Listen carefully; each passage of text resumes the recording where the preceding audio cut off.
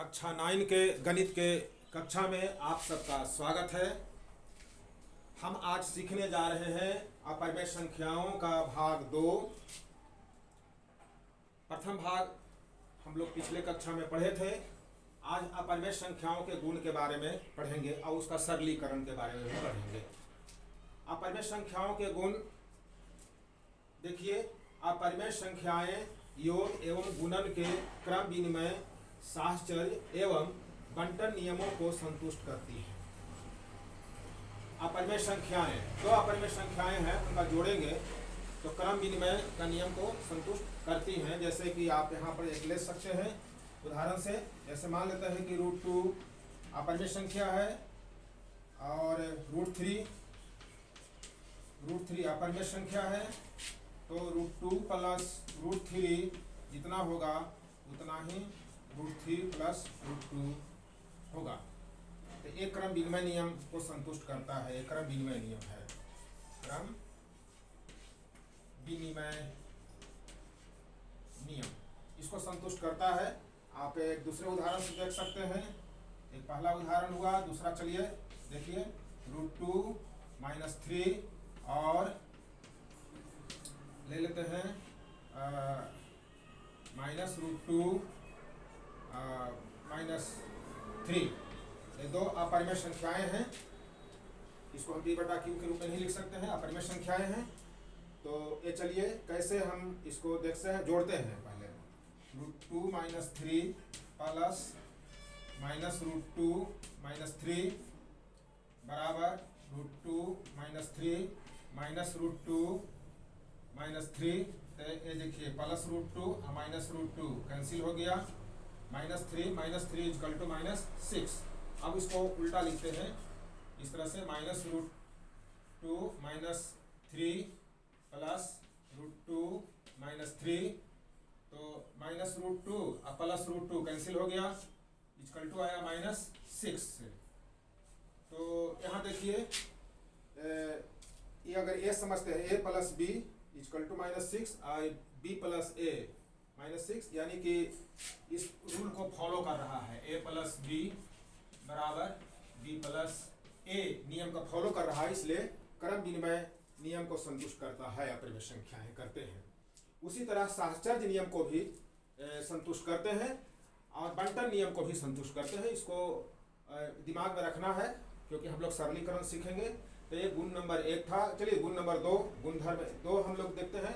अपरिमेय संख्याएं व्यवकलन माने सब्ट्रैक्शन घटाव एवं भाग के क्रम विनिमय एवं साहचर्य नियमों को संतुष्ट नहीं करती हैं। घटाव में नहीं करते हैं भाई, यहाँ पर आप देख सकते हैं व्यवकलन माने सब्ट्रैक्शन, भाग भी नहीं करते हैं। तो आप इसको घटा कर देखेंगे, ये दोनों को ही लेते हैं। इसको मिटा देता हूँ मैं और यहाँ पर देखिए दोनों को लिया तो सब्ट्रैक्शन में हम लोग देखेंगे घटाव में। यहाँ उदाहरण हम 3 ले लेते हैं, 3 मान लेते हैं, उदाहरण 3।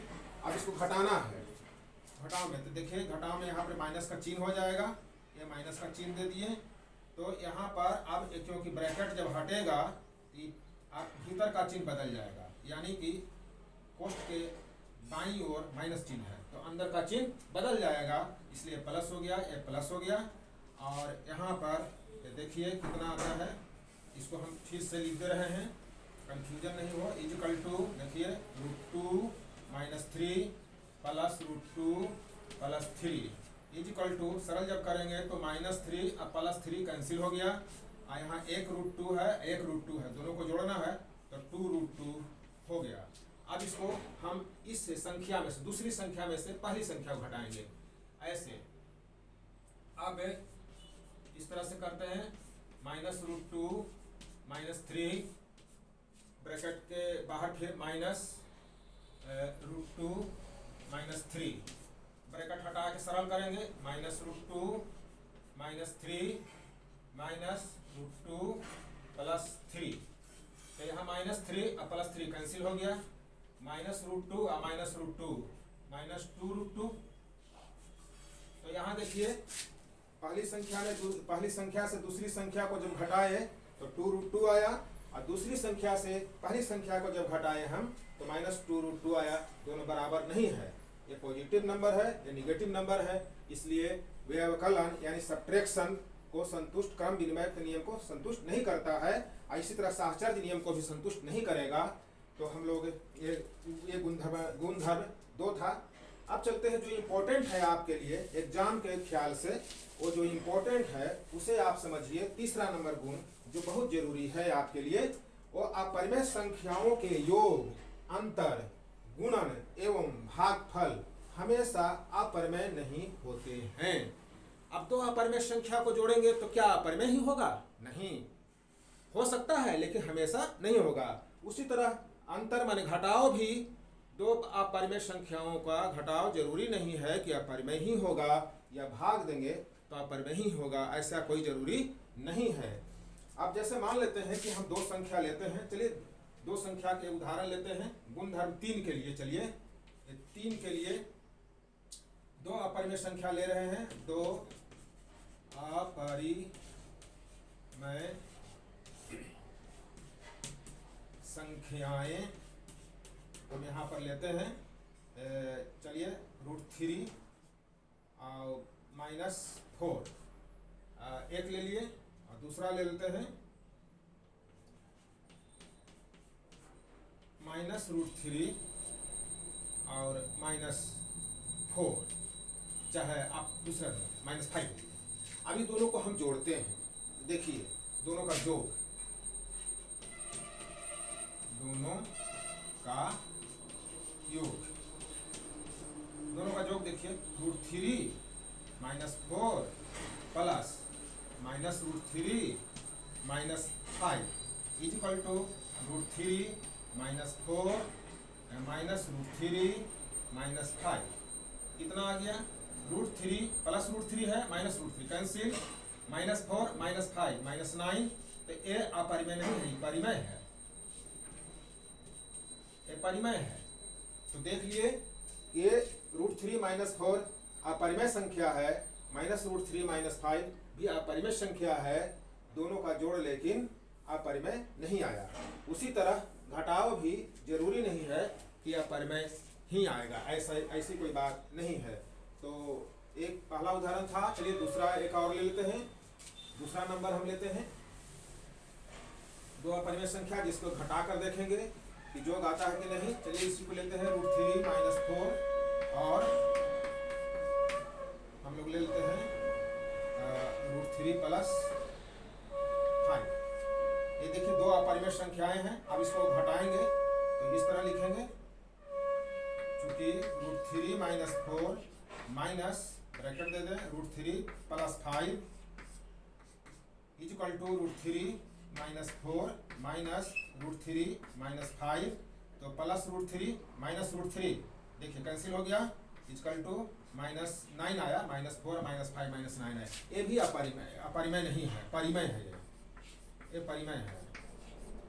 तो आप देख रहे हैं कि 2 अपरिमेय संख्याओं का योग जरूरी नहीं है कि अपरिमेय ही हो, और 2 अपरिमेय संख्याओं का अंतर ये जरूरी नहीं है कि अपरिमेय ही हो, परिमेय भी हो सकता है।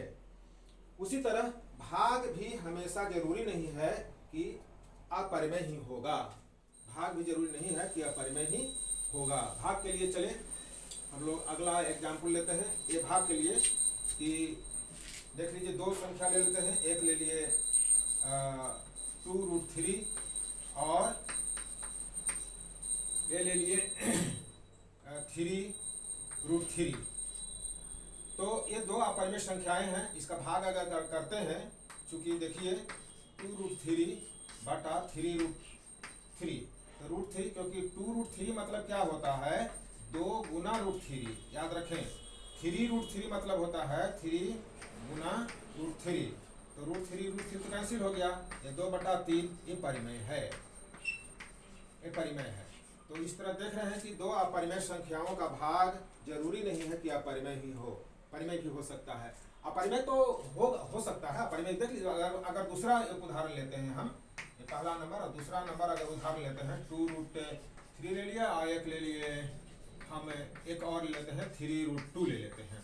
अब इसको भाग करेंगे तो देख लीजिए 2√3 बटा 3√2। अब इसको आप सरल नहीं कर सकते हैं, ऊपर नीचे कहाँ से काटिएगा। 2 में 3 से 2 डिवाइड होगा तो डेसिमल में आएगा, जो आवर्त वाला होगा, √3 में √2 से भाग आप नहीं दे सकते यहाँ पर साधारण तरीके से।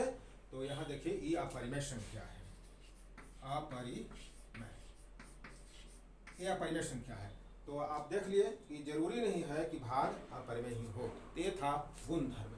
अब चलिए हम यहाँ पर अगला भाग में हम लोग सीखते हैं, इसी में अभी सीखेंगे कि कौन संख्या अपरिमेय है और कौन अपरिमेय है। यहाँ बताना है, क्योंकि ये सीख चुके हैं, पहले हम लोग जानते हैं कि परिमेय और अपरिमेय कौन सा संख्या है।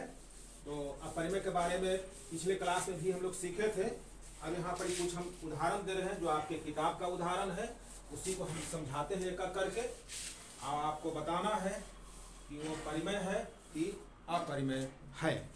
तो चलिए कुछ उदाहरण का भी बताऊंगा, और यहाँ पर 1.5 में देखिए, ये है 1.5 में आप देख सकते हैं लिखा हुआ है, बताइए नीचे दी गई संख्याओं में कौन कौन परिमेय हैं और कौन कौन अपरिमेय हैं।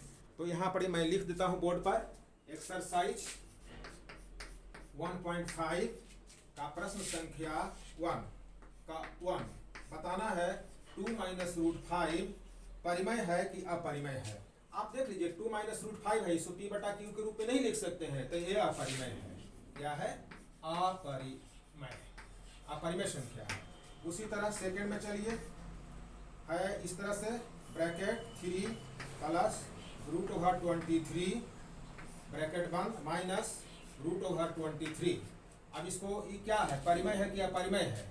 तो आपको रूट देखकर घबराइए नहीं कि अपरिमेय ही होगा। आप इसको सरल करना सीखें, बराबर का चिन्ह दीजिए, ब्रैकेट हटाइए, 3 प्लस √23 माइनस √23। तो यहाँ देखिए प्लस √23 और माइनस √23 कैंसिल हो गया, इक्वल टू कितना आया 3। अब 3 तो आप समझ रहे हैं कि परिमेय है कि अपरिमेय है, ये p/q के रूप में लिख सकते हैं, इसलिए यह परिमेय है। इसको क्लियर हो गया कि ये परिमेय है। तो इस तरह आप पता कर सकते हैं कि कौन संख्या परिमेय है और कौन अपरिमेय है। चलिए नेक्स्ट तीसरा नंबर इसका देखिए, पहला का फर्स्ट का 3 2√7 डिवाइडेड बाई 7√7। तो यहाँ देखिए √7 कैंसिल हो गया, गुना के रूप में होता है, 2 गुना √7 और 7 गुना √7। तो क्या बचा 2/7। ये अपरिमेय नहीं है, ये परिमेय है, ये परिमेय है। नंबर 4 में देखिए क्या होगा, 1/√2 है। तो 1/√2 है, कैंसिल नहीं हो सकता है, इसको परिमेयीकरण कर सकते हैं, हम बाद में सिखाएंगे। पहले आप देख लीजिए √2 है, इसको कैंसिल नहीं कर सकते हैं, इसमें रहेगा ही। तो ये क्या है, अपरिमेय है, अपरिमेय, ये अपरिमेय संख्या है। चलिए 5वां नंबर में देखिए, 5वां नंबर 2 पाई है। भाई मेरे ये देखिए 2 गुना पाई, 2 पाई मतलब 2 गुना पाई, और पाई तो बताए थे ना कि अपरिमेय संख्या है। तो अगर अपरिमेय संख्या को 2 गुना करेंगे तो क्या रहेगा, अपरिमेय ही रहेगा, इसलिए अपरिमेय संख्या है। ये समझ गए, ये अपरिमेय संख्या है। चलिए और हम आपको कुछ बताएं जो उदाहरण से आप समझ सकते हैं कि कैसे आपको करना है, उसको ये देख लीजिए। आपको बताना है कि अपरिमेय है कि परिमेय है। आपको स्वयं उदाहरण बुक में भी है और यहाँ भी मैं हिंट दे देता हूँ ताकि आप समझ सकें और आप बता सकें कि परिमेय है कि अपरिमेय है, आपको बताना है, याद रखें। तो चलिए 7√5 क्या है, परिमेय है कि अपरिमेय है? उसी तरह चलिए 7/√5 ये क्या है, परिमेय है कि अपरिमेय है? कोशिश करिए, मैं बताऊंगा, लेकिन पहले कोशिश करिए आप। √2 + 21 ये क्या है, परिमेय है कि अपरिमेय है? फिर चलिए नंबर 4 में पाई -2 ये क्या है, परिमेय है कि अपरिमेय है? ये देख लीजिए भाई 7√5 है, तो ये तो अपरिमेय है, क्योंकि इसे p/q के रूप में नहीं लिख सकते हैं। 7/√5, ये √5 आप नहीं हटा सकते हैं, रूट रहेगा ही, स्क्वायर रूट इसको कहते हैं, इसे √5 रहेगा, तो ये भी अपरिमेय संख्या है। √2 + 21 आप इसे जैसे भी लिखिए, √2 रहेगा इसमें, इसलिए यह अपरिमेय संख्या है। √2 + 21 पाई -2 पाई है, यहाँ पाई तो अपरिमेय संख्या है, इसलिए यह भी अपरिमेय है। यानी कि सब चारों के चार सभी अपरिमेय संख्या है। यह उदाहरण 12 नंबर था आपकी किताब में, देखिएगा। तो ये हम समझ गए कि ये परिमेय है कि अपरिमेय है। चलिए आगे हम प्रश्न संख्या बताते हैं। 1.5 का प्रश्न संख्या 1 बताए थे। अब ये तो आपके लिए था टास्क। अब चलिए प्रश्न संख्या 2 में सरल करना है। यहाँ देखिए प्रश्न संख्या 2, निम्नलिखित व्यंजकों में से प्रत्येक व्यंजक को सरल कीजिए। अब मैं एक एक करके बोर्ड पर लिख रहा हूँ। यहाँ देखिए first number 3 plus √3 bracket 2 plus √2, इसे आपको सरल करना है। कैसे सरल करेंगे? तो भाई यहाँ पर देख लीजिए कि यहाँ ब्रैकेट के अंदर में दो अलग अलग संख्याएं हैं, इस ब्रैकेट के अंदर में दो अलग अलग संख्याएं हैं, इसलिए बारी बारी से इसे गुना करेंगे। क्या करेंगे? बराबर का चिन्ह कीजिए। इस ब्रैकेट का पहले 1 नंबर लीजिए 3, यहाँ डिस्ट्रीब्यूटिव लॉ यानी बंटन नियम लागू करके हम लोग इसको आसानी से सरल कर सकते हैं।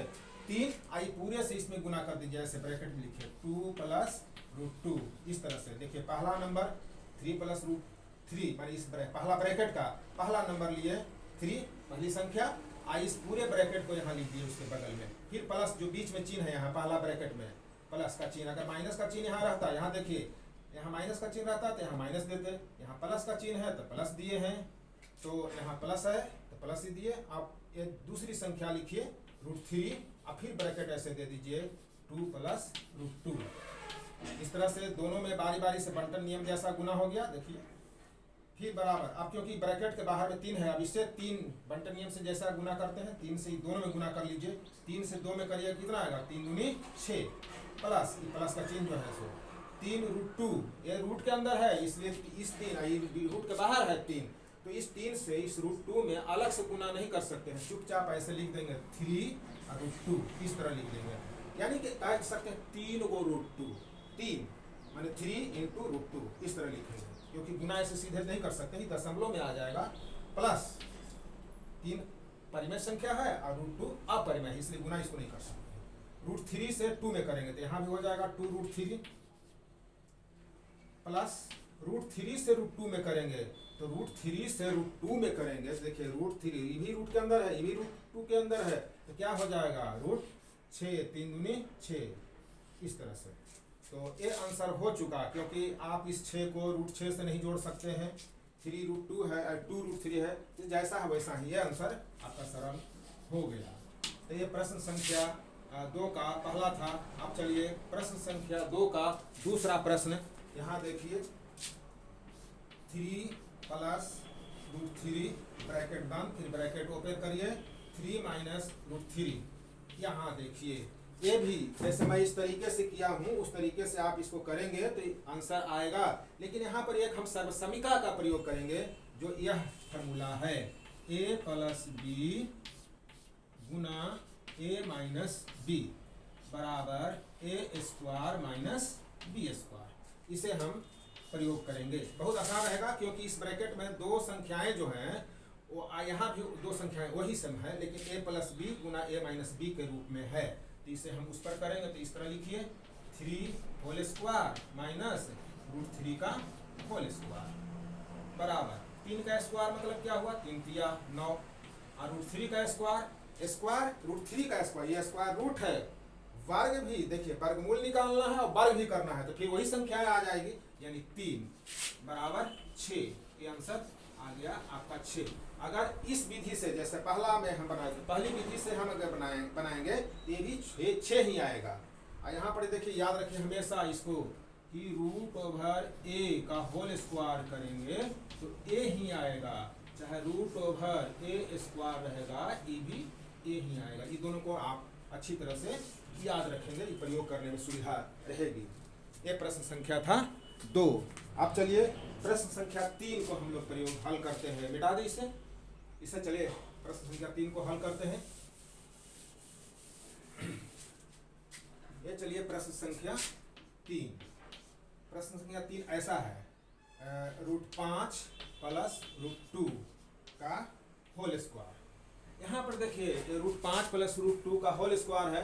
छठे से एक सूत्र पढ़ रहे हैं आप। यहाँ पर देखिए मैं लिख देता हूँ सूत्र को, a प्लस b का होल स्क्वायर बराबर a² plus 2ab plus B square. आप इस सर्व समीकरण का प्रयोग करें। अगर यहाँ माइनस रहता तो इसका करते प्रयोग, a minus B whole square is equal to A square minus 2ab plus B square, इसका प्रयोग करेंगे। तो यहाँ पर देख प्लस है तो पहला वाला हम सूत्र को प्रयोग करेंगे। यहाँ देखिए a plus B whole square तो उस तरह ही लिखेंगे, √5 का होल स्क्वायर प्लस 2 √5 √2 प्लस √2 का होल स्क्वायर इक्वल टू, देखिए √5 का होल स्क्वायर इसके जैसा √a का होल स्क्वायर बराबर a, तो √5 का होल स्क्वायर बराबर 5 प्लस 2 का 2, ए परिमेय संख्या है a2 और √5 अपरिमेय है √2 अपरिमेय है, दोनों देखिए अंदर अंदर गुना हो जाएगा, √10 5 दूनी 10 √10 प्लस आए तो √2 का होल स्क्वायर है तो 2 हुआ। अब देखिए यहाँ 5 अब प्लस 2 जोड़ दीजिए 7 प्लस 2 √10, ये आंसर हो चुका, ये इसका आंसर हो गया। तो इस तरह से आप समझ गए, प्रश्न संख्या 3 भी बना लिए। अब देखिए प्रश्न संख्या आपको मैं 4 बताता हूँ। चलिए मैं यहाँ मिटाता हूँ, इस सूत्र को आप याद रखेंगे उन सबको। प्रश्न संख्या 4 भी सीख लें। दूसरा का 4 √5 माइनस √2 ब्रैकेट √5 प्लस √2, ये देखिए कौन सा सूत्र पर लागू हुआ, यही सूत्र है a plus B into A minus B बराबर A square minus B square. इसमें आगे है a माइनस बी गुना a प्लस बी बराबर यही लागू हुआ A square minus B square.